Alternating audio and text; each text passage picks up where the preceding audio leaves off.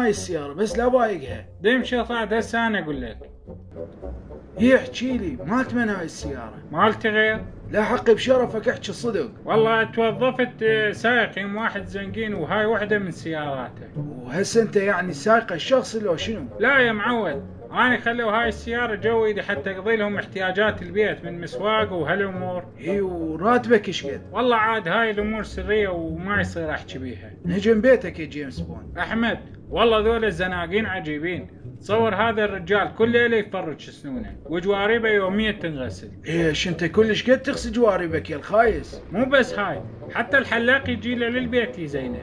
عندهم طفل صغير بالبيت ذاك اليوم دزوني رحت جبت المصور سرحان وصوروا وليدهم بالبيت، حتى بدل له حفاضاته لان الخدامه كانت مشغوله. لا يا لوقي يا سرحان، بدل حفاضات للزناقين واحنا يطردنا من نروح للاستوديو. بسيط اني له. بلخيس بدل الكرومي وانت هم بدل حتى نروح نطق له صوره يم المصور. يعني قصدك ناخذه الغير مصور؟ لا ناخذه يمه هو نفسه سرحان اللي طردنا ذاك اليوم. ونروح الغير مصور مو إلى يمه. لا الا يم سرحان، شلون احنا يطردنا ويبدل حفاضات للزناقين؟ هاي وين دا تحكي انت؟ شنو حفاضات شنو زناقين؟ ما عليك انت بدلي وخل نطلع وبعدين احكي لك.